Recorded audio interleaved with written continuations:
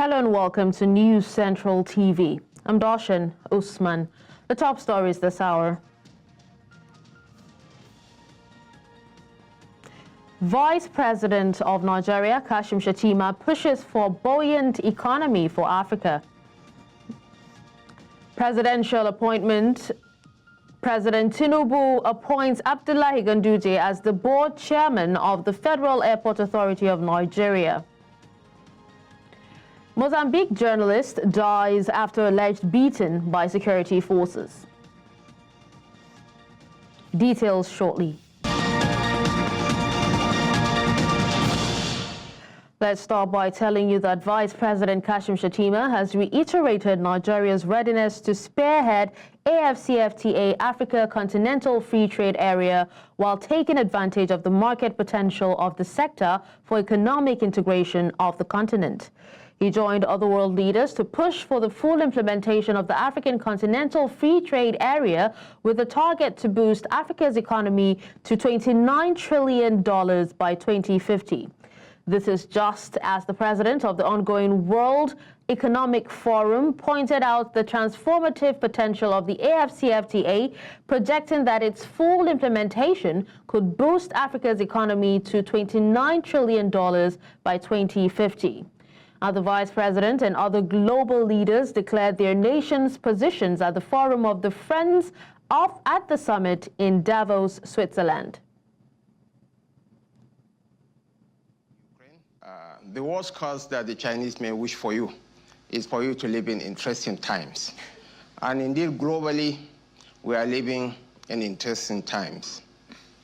Armed conflicts, from the crisis in Ukraine, the ongoing conflicts in the Middle East, to the war, the unfortunate war in Sudan, has further compounded our misery as a people.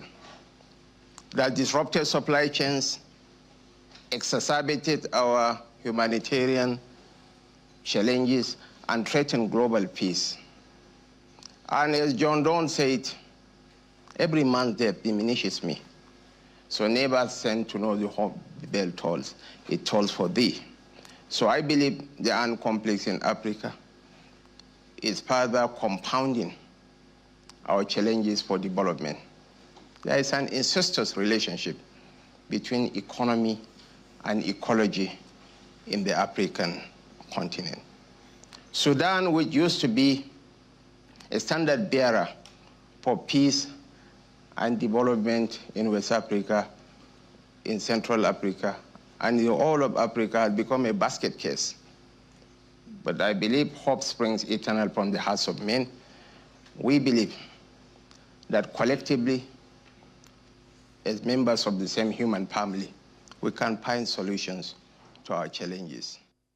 That was the Vice President of Nigeria. Now, President Bola Tinubu has appointed the chairman of the ruling All Progressives Congress APC, Abdullahi Ganduje, as the board chairman of the Federal Airports Authority of Nigeria. Also appointed is the APC National Secretary, Senator Bashiru Ajibola, as the board chairman of the National Sugar Development Council. The special advisor to the President, Information and Strategy, Bayo Onanuga, announced the appointment in a statement on Friday.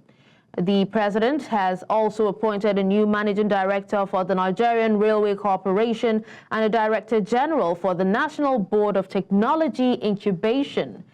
He said that Tinubu appointed former Deputy Governor of Kebbi State, Suleiman Argungu, as the chairman, Nigeria Bulk Electricity Trading Company.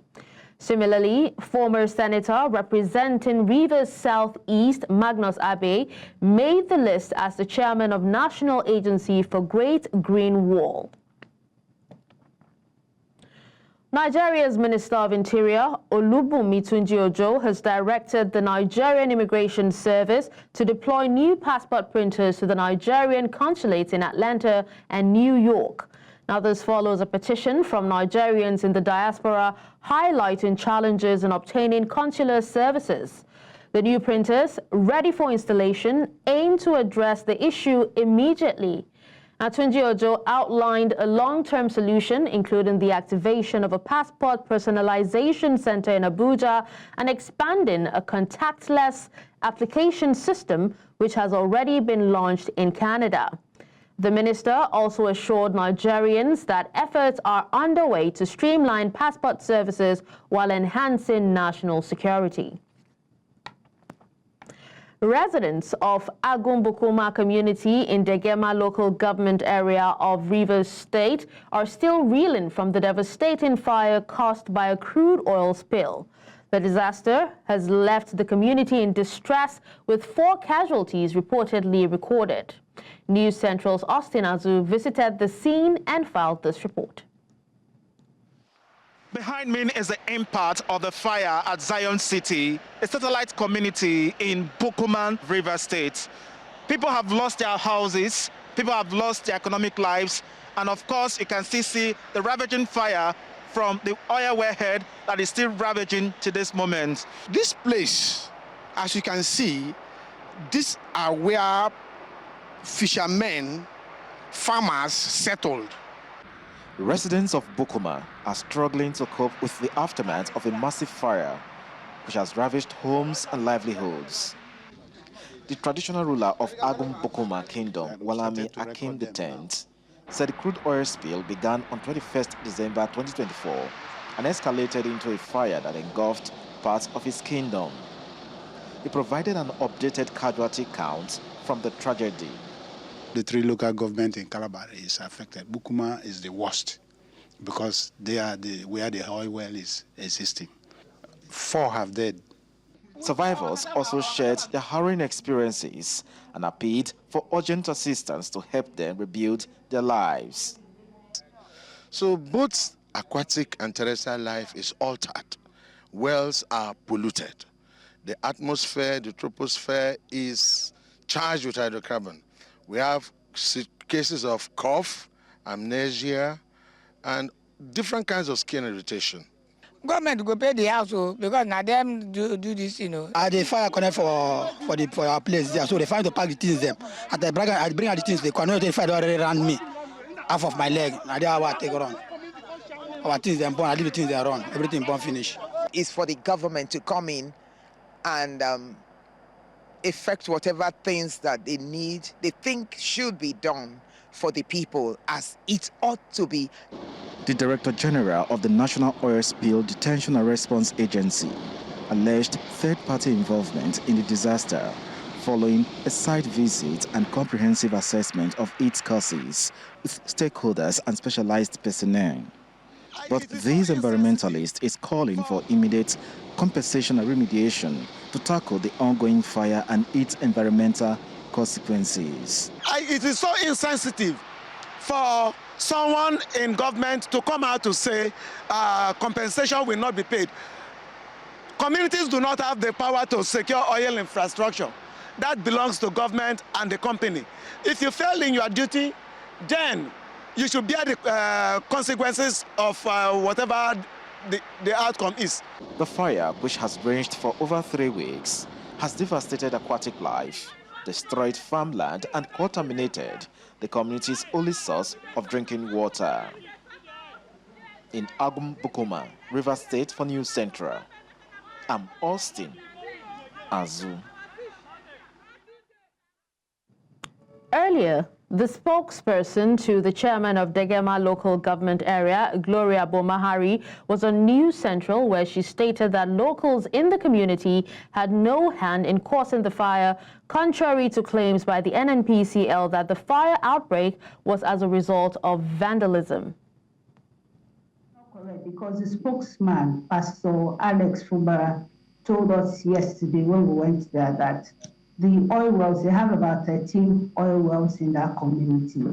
And from what he told us, he said there's no maintenance of such oil wells. So this oil well, actually the wellhead actually blew as a result of wear and tear, not because they were vandalized, no. So he said there's need for NNPCL to immediately come assess the oil wells within that community and maintain them, because maybe we could wake up one morning and find other wellheads also blowing up. So the people are actually afraid for their safety because they've said NNPCL has neglected this oil well. So we don't know how true it is. So it's left for NNPCL to come out to their own side of the story. But as for vandalism, no, wasn't what happened. We'll take a break now. When we come back, we'll tell you how doctors in the FCT challenge Wike Akpabio to use FCT hospitals. Details after the break.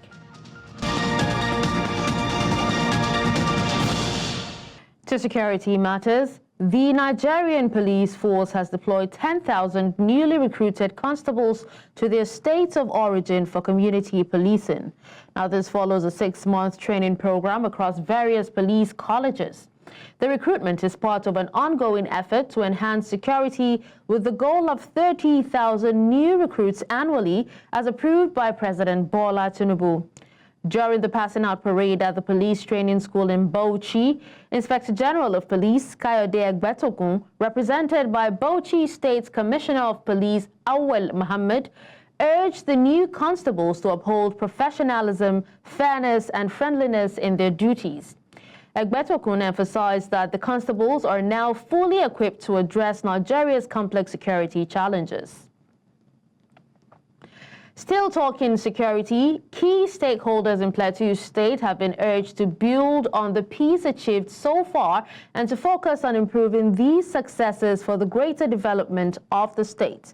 Now, these were the parting words of the General Officer commanding 3rd Division and Commander of Operation Safe Haven, Major General Abdusalam Abubakar, during an expanded stakeholders engagement marking the end of his tenure. News Central's Chizoba Anyongwe reports.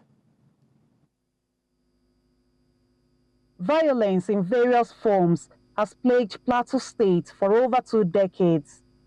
What now stands out is the challenge of ensuring the sustainability of the relative peace recently achieved. Statistics show that between 2001 and 2024, over 4,000 lives were lost, while more than 800 people sustained injuries in incidents related to ethno-religious tensions, local government election crises, farmers-herders clashes, and other violent attacks. Speaking at the event themed Consolidation on the Security Gains for Harmonious Coexistence in 2025, outgoing GOC Major General Abdusalam Abubakar emphasized the importance of sustaining peace in the state. It is imperative to sustain the collective efforts against insecurity and this social criminalities will boomerang if left unchecked. I will ensure I put in my all to ensure that what my predecessor has achieved in office will be sustained, improved upon, and indeed be the final solution to peace in the plateau. Stakeholders highlighted key issues, including land grabbing, as areas requiring urgent attention to further cement peace in the region. There is an implementation committee that the GOC set up, but we have not really seen the result of what we signed 2022. There are strangers, there are strange faces. Maybe those are the people that are causing the problem. The incoming GOC should make every effort to resettle our people in their communities. The event was emotional for many stakeholders who praised the accomplishments of the outgoing GOC, Major General Abdusalam Abubakar. He did well. It's because of his own work that we have peace in Plateau. We really appreciate it. Sir, you are a leader, and a leader indeed. I salute the gallant, the seasoned, a security icon on the plateau. Governor Caleb Mutfwang represented at the event, along with the first ever commander of Operation Safe Haven and other key state actors, emphasized the need for lasting peace on the plateau. Government of the state as it is composed whether it's not too given to a lot of stakeholders meetings like this one. It's not the number of soldiers they put in your locality that will bring you peace. It is we that will give ourselves to peace. Interagency collaboration that we've been talking about and teaching in NDC for so many years. I've seen it work very well in Plateau. Community security relations is one area in which we do a lot of work. As this event draws to a close, one would expect that the experiences shared here today will bring about a more peaceful Plateau, which everyone craves for. In Jos, Plateau State, for News Central, I am Chizoba Aniuwe. The Nigerian police force has decorated Jonathan Towuru, a former Assistant Inspector General of Police for Zone 6 Calabar, as a member of the force management team to represent the South-South region of the country.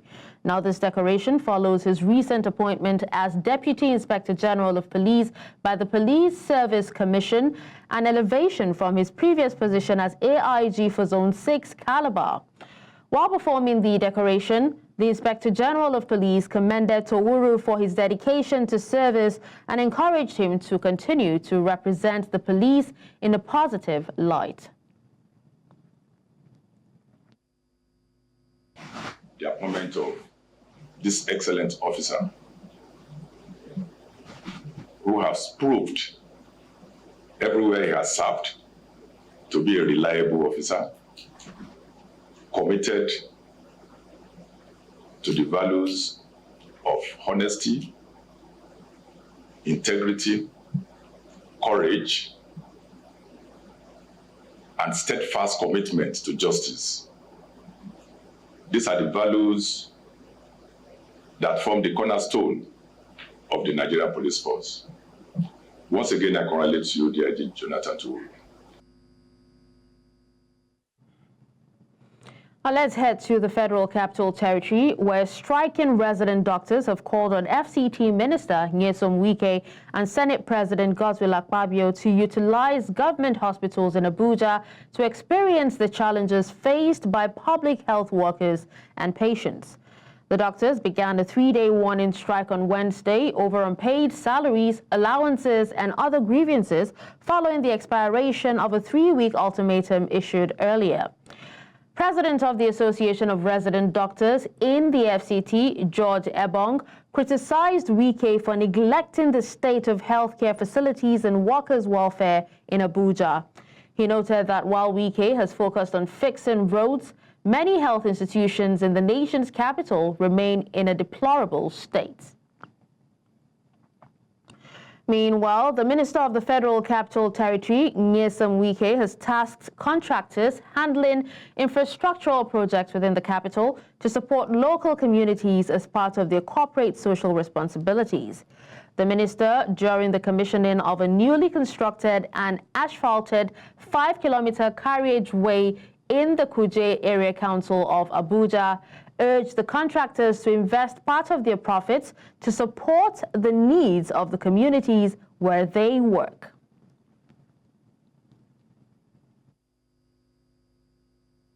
I want to join other companies who remove small of your profit, contribute to the development of the communities where you are working.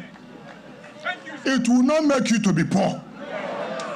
Rather, it will make us to give you more jobs because you care for our people. Let's also tell you that Nigeria's Minister of Information and National Orientation has pledged to collaborate with the nation's Bureau of Public Procurement to entrench transparency and accountability in the public procurement process by ensuring that citizens are adequately informed.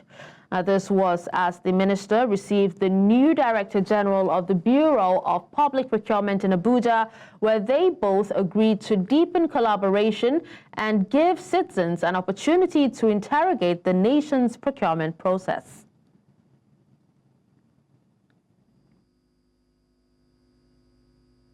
We must ensure accountability. We must be able to publish, tell where every contract is located, how much it is, who is the contractor, how long will it do it. And we're also saying that Nigerians should hold us accountable, ask questions, be able to ask, where is this thing not delayed? Why is this thing not done like this? We do not take offense when people make inquiry. How was this contract awarded? We are very glad to provide information. We have to do this collaboration, and I'm glad that you have come. We'll continue to deepen that. We'll continue to ensure that all of us come together. While you are working to ensure efficiency in this procurement process, we are also working here to see that we give timely, efficient information, and also helping people to understand what you're actually doing and what those who are working to award this contract, so that we can have better infrastructure for our people are also doing. And let's move to politics, where members of the National Working Committee of the People's Democratic Party visited Governor Siminalayi Fubara in Port Harcourt on Wednesday night to express support for his leadership and reaffirm their position on the recent court ruling that nullified the party's congresses in Rivers State. The delegation, led by PDP National Publicity Secretary Debo Ologunaba, held a closed-door meeting with Fubara, where National Treasurer Ahmed Mohammed emphasized the governor's role as the party leader in the state. The visit aimed at realigning the party and strategizing for the 2027 elections with a focus on unity and stability. Mohammed also expressed support for Ude Okoye, recently reinstated as the party's national secretary, urging stakeholders and governors to back Okoye for the party's progress in Rivers.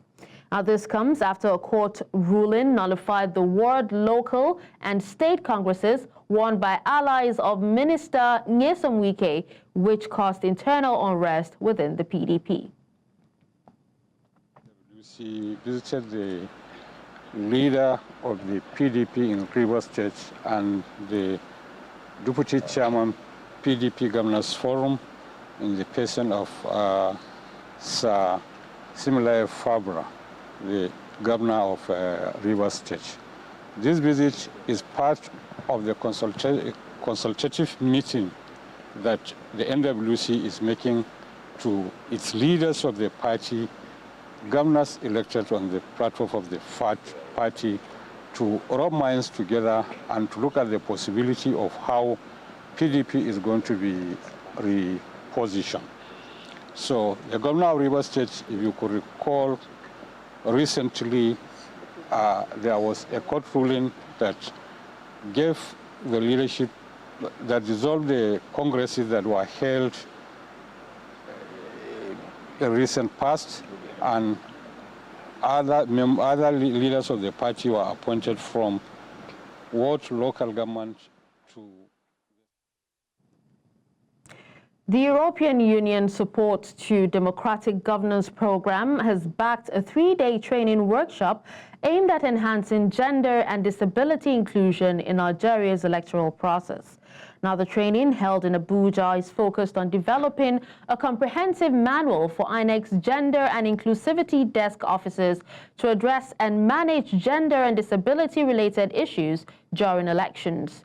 Speaking at the event, INEC's Director of the Gender and Inclusivity Department, Lakunia Bello, emphasized the importance of the workshop to help the Commission promote free, credible, and inclusive elections. The manual, designed to build officers' capacity, will ensure marginalized groups are adequately represented. The training also addresses gaps in inclusivity data for women and persons with disabilities, with 40 officers from 36 states being trained. The governor of Edo State, Monday Okpeolo, has assured residents of the state of his commitment to provide tangible projects to ensure the welfare of the people. Now, the governor was speaking while on an inspection tour of road projects in the state. The governor, while inspecting the projects, including the flyover he recently flagged off in Benin City, the state capital, assured the people that contractors working on various road projects across the state have been ordered to speed up work before the rain sets in. Residents of the state expressed appreciation to the governor, prioritizing their welfare for their short term that he has assumed office as the governor of the state.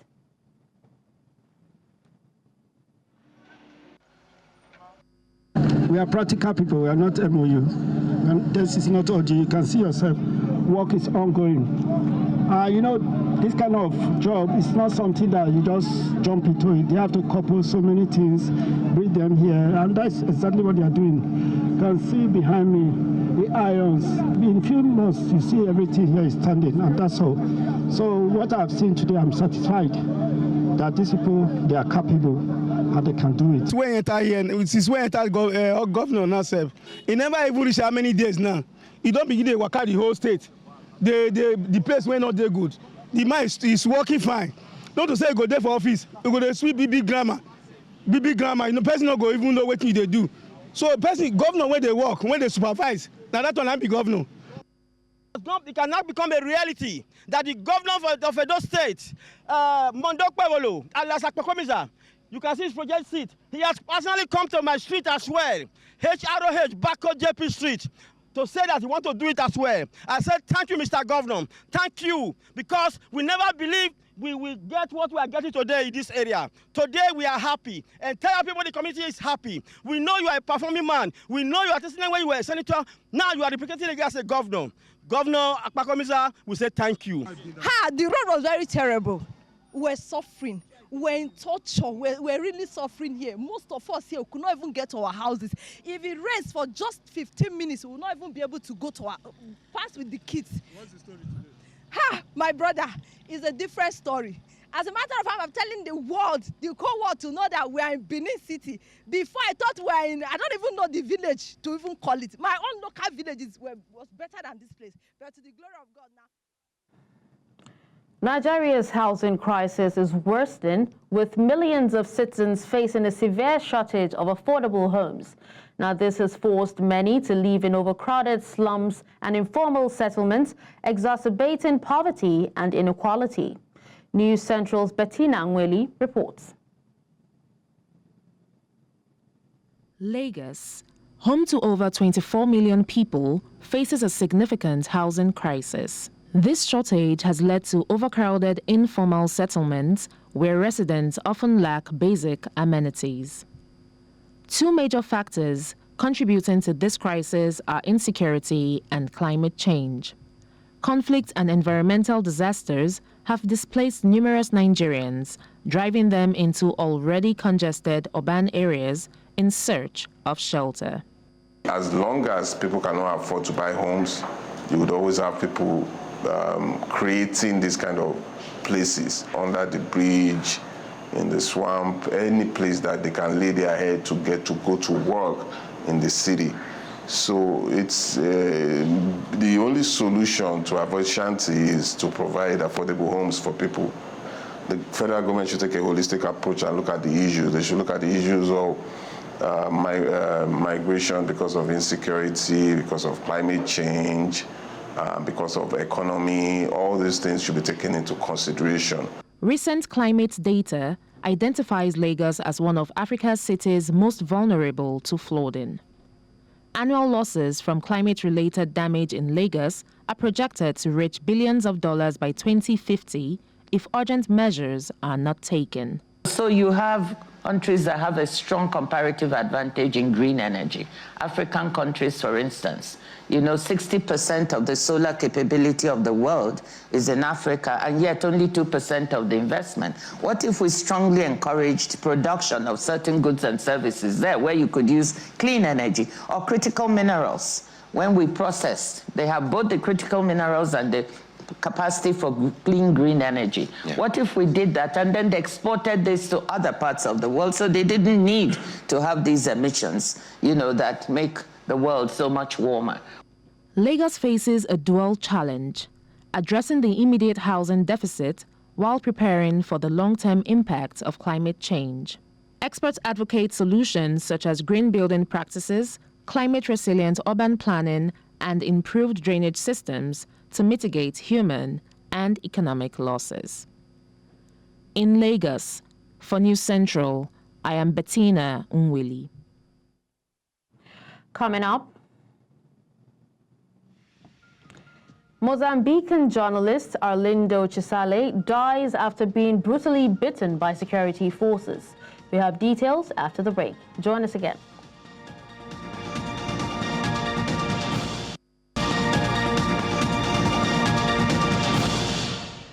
Now away from Nigeria, a Mozambican journalist, Arlindo Chisale, has died 2 weeks after being brutally bitten by security forces. Chisale, the editor of Pinnacle News, has been reporting on the ongoing Islamist insurgency in northern Mozambique and had been a vocal supporter of opposition leader Venancio Mondlane. On January 7, while traveling between Pemba and Nacala, Chisale was stopped by security forces, ordered out of a minibus, and violently bitten before being forced into an unmarked vehicle. A rights group, the Center for Democracy and Human Rights, alleges that Chisale was kidnapped and possibly executed by police due to his journalistic work and political stance. Junta-led allies Mali, Burkina Faso and Niger on Thursday announced that their own common passport will come into effect from January 29, the date of their departure from regional bloc ECOWAS. After overthrowing civilian governments between 2020 and 2023, the military leaders in the 3 West African countries have teamed up to form the Confederation of Sahel States. On January 28 last year, the trio announced their withdrawal from the Economic Community of West African States, which they accused of being subservient to former colonial ruler France and failing to support them in their fight against jihadist violence. They said their departure was immediate, but under the bloc's rules, their withdrawal takes effect a year after the announcement. Congolese soldiers and armored vehicles are advancing towards the front line in the Sake Hills as helicopter gunships fire rockets on M23 positions. The M23, backed by Rwanda, has been advancing on Goma, the eastern provincial capital of the Democratic Republic of Congo, just 20 kilometers away. Eyewitnesses describe the intense fighting with crowds of onlookers watching the scene unfold. The Congolese military is determined to halt the M23's progress, but the situation remains volatile. The conflict has already displaced thousands of people, while many more are caught in the crossfire. Familia mzima hatujui kama tunaenda wapi, hatuna fazi, hatujue. Leo 3 jours hatukulake na batoto, ona gizi batoto banafanana. Ona batoto tunateseka. Tulikimbiaka, tulishakosana na bandugu wetu, njoo tuko hapa tukachungana nao, tuone kama batakuya baketu tuonane nao. Munjia tunafika munjia tunakutana bombe ziko mingi, tunakutana masasi ziko mingi, tunakosa taka tupite wapi, tunakosa ka tuende wapi na turudilie wapi juu ya nini ya vita. Na mizigo iko naoza na ndizi ziko naozea munjia ovyo. Raia tuko nasikia M23 iko nazogea mbele, tunasikisha kamata Sake, sie raia tuko na boga sana paske tuko mugoma, watoto wetu bako natembea, mumungini muko circulation, me tunayua kama bakekuya na basoda bako mungini, sie raia ndio takuwa. Still ahead. Chinese spokesperson expresses optimism that the US and China could resolve their differences through dialogue. Details after the break.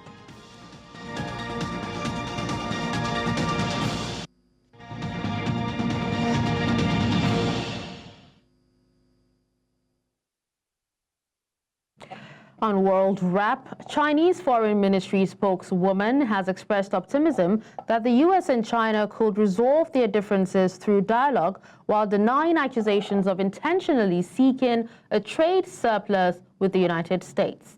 Foreign Ministry spokeswoman Mao Ning emphasized the mutually beneficial and win-win nature of China-US economic and trade cooperation. Her remarks followed U.S. President Donald Trump's statement that he would rather not impose tariffs on China. As trade discussions continue, the broader global economic impact remains a key concern for both nations and their partners. Despite disagreements, both China and the U.S. have shown a preference for dialogue over escalating tensions. Further, though significant challenges still linger. 中美经贸合作是互利共赢的，我们认为，如果双方有分歧和摩擦，应当通过对话和协商来解决。贸易战、关税战没有赢家，不符合任何。Protesters in Culiacan, Sinaloa, took to the streets demanding justice for 2 children killed in cartel violence. Hundreds gathered at the school attended by 9-year-old Alexander and 12-year-old Gael, who were fatally shot alongside their father, Antonio Sarmiento. The demonstration, which included a raid on a government office, highlighted the growing frustration with the ongoing cartel infighting that plagues the region. Culiacan, a city often caught in daily shootouts, has seen a sharp rise in violence as rival cartels vie for control. The protesters are calling for an end to the bloodshed and for authorities to take stronger actions against the cartels.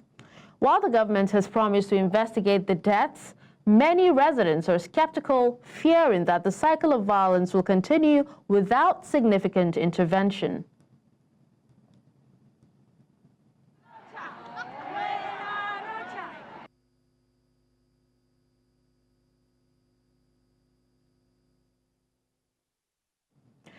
The World Health Organization and Dubai have sent 67 tons of primary health kits to Gaza, marking a significant step in supporting the region's humanitarian needs.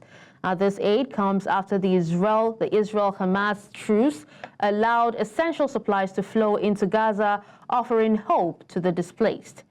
Thousands of Palestinians, having fled their homes during the conflict, are now returning to devastated areas, uncertain of the future but hopeful for lasting peace.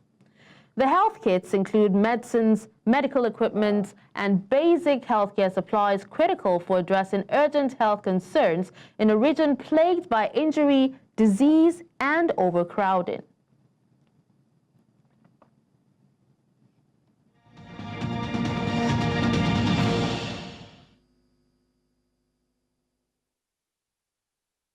Now to a bit of business.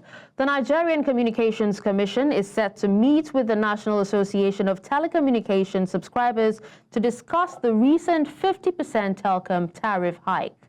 Subscribers are pushing for a reversal of the hike, citing its burden on already struggling Nigerians. Now, labor unions are also mobilizing for a showdown, arguing that the hike will increase cost of living and doing business. The NCC has defended the hike, citing the need to ensure the telecom industry's sustainability. The meeting comes as subscribers and labor unions protest the tariff increase, seeking relief from the Commission. The Japanese yen has strengthened following the Bank of Japan's decision to raise interest rates by 25 basis points to 0.5%. This move was anticipated, and the yen has surged 0.5% to 155.32 per dollar. The rate hike aims to address rising wages and inflationary pressures. The BOJ noted progress in wage negotiations and firms planning to raise wages steadily, which should boost up domestic consumption and support inflation. The interest rate hike has also led to a rise in Japanese government bond yields, with the 2-year yield reaching 0.705%, its highest since 2008.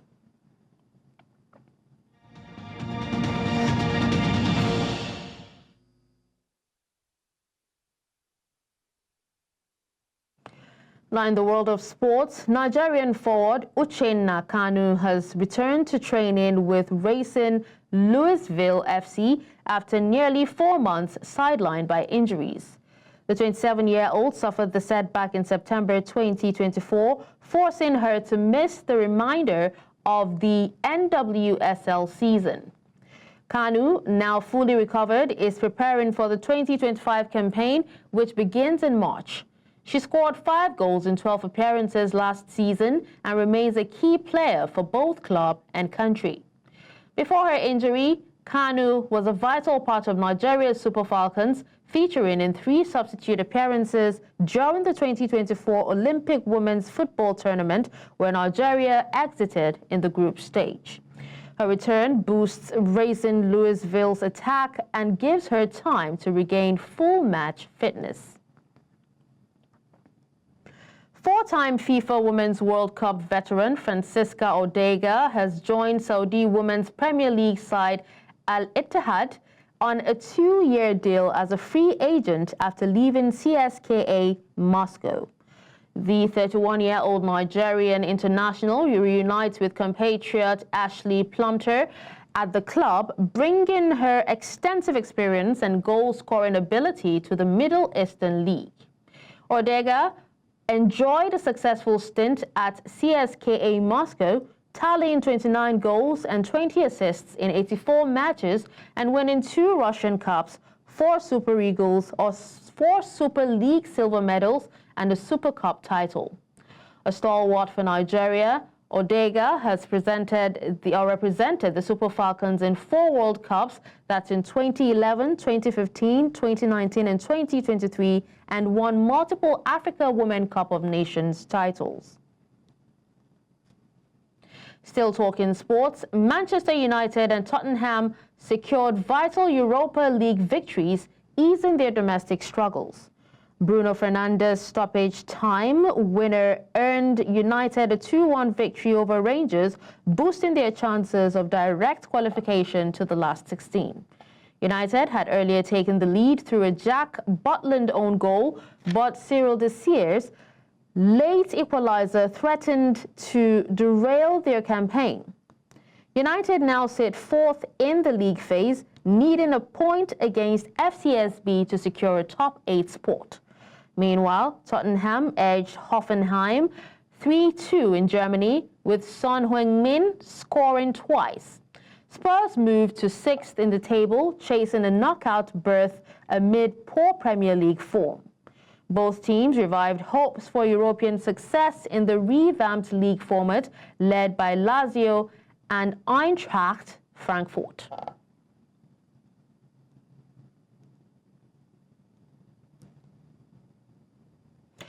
That's all at this hour. But before we go, let's take another look at some of our top stories. We told you that Vice President of Nigeria, Kashim Shettima, pushes for buoyant economy for Africa. We also told you that President Tinubu appoints Abdullahi Ganduje as the board chairman of the Federal Airport Authority of Nigeria. Finally, you heard that Mozambique journalist dies after alleged beaten by security forces. You can watch News Central live on DSTV channel 422, Star Times channel 274, Avo TV, and YouTube. Many thanks for watching. I'm Darshan Usman.